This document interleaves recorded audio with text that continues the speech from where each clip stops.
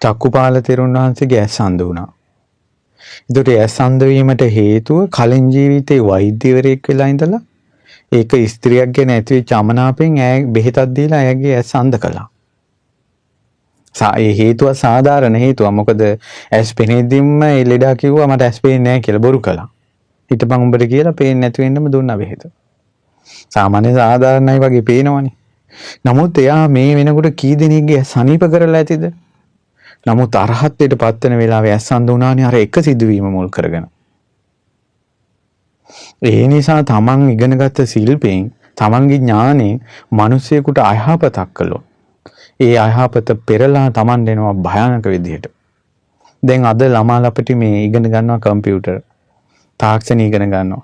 ඊට පස්සේ සමහර අය ඉන්නවා මේකෙන් යහපත් දේවල් කරගෙන තමන් ඊ දෙමව්පියන්ගේ ඒ ළමයිට උගන්වන දෙමව්පියන් අදහසකින් නම් ඒ අදහස මුදුන්පත් කරලා ඒ අයගේ ජීවිතයත් යහපත් කරලා මනුස්සයන්ටත් යහපත කරලා ඒ වගේ ගොඩක් අපි උදාහරණයක් ගත්තොත් අපි මේ කියමු සද්ධා රූප වාහිනිය ලක්විරු ගුවන් විදුලිය. ඒතර මේවා තාක්ෂණය ඔස්සේ මේ යන්නේ. ඒතර ධර්ම ප්‍රචාරයට මේ තාක්ෂණය යොදාගත්තා.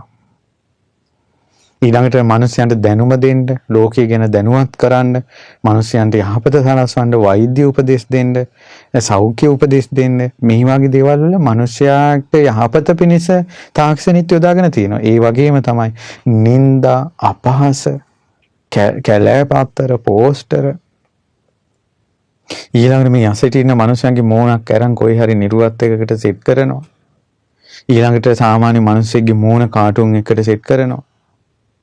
සාමාන්‍ය මිනිස්සෙක් කාටුන් එකක් නටන එකට සාමාන්‍ය මිනිස්සෙක්ගේ ඔළුවක් දානවා. මේ ඔක්කොම තාක්ෂණයෙන් කරන්නේ. ඒතර නිന്ദා, අපහාස කිරීම, උපහාස කිරීමේ පාපේ රැස් වෙනවානේ Tamanne. ඒතර කොච්චර භයානකයිද? තාක්ෂණ ඊළඟට හඬ කැවීම. අද කාලේ ගොඩාක් මිනිස්සු අතර පැතිරිලා තියෙනවානේ හඬ කැවීම. ඒතකොට එක එක හඬින් කතා කිරීම, සිනහ වීම. ඉතින් කර්ම එනවානේ මේකට. මිනිස්සු ගොඩක් කැමතිනේ. අද කාලේ කෙනෙකුට ප්‍රසිද්ධ වෙන්න ඕන වුණොත් මොනවා හරි හඬකින් කතා බහ කරලා වීඩියෝ ටිකක් දාපුවම ප්‍රසිද්ධ වෙනවා. කුජුත්තරා පසේ බුදු කෙනෙක් කුද වෙලා වඩින හැටි දැකලා ඒ විදිහට රංගපාලා පෙන්නුවා, අනුකරණය කළා. ඒකේ විපාක වශයෙන් උපනෝපන් ජීවිතේ කුදු වෙලා උපදිනවා.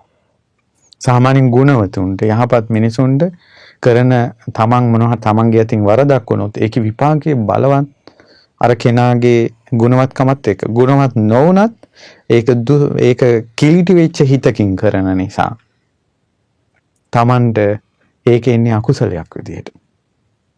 ඒ නිසා තාක්ෂණයෙන් දැනුමින් මේ අද කාලේ ඉගෙන ගන්න ශිල්ප වලින් මනුෂ්‍ය වර්ගයට අයහපත පිණිස නම් කටයුතු කරන්න එපා. ඒක ගොඩාක් පාපයක්. මම මේ කරන දේකින් තමාට යහපත පිණිස පවතිනවද, අන් අයට යහපත පිණිස පවතිනවද කියන කාරණාව දහස් වතාවක් හිතන්න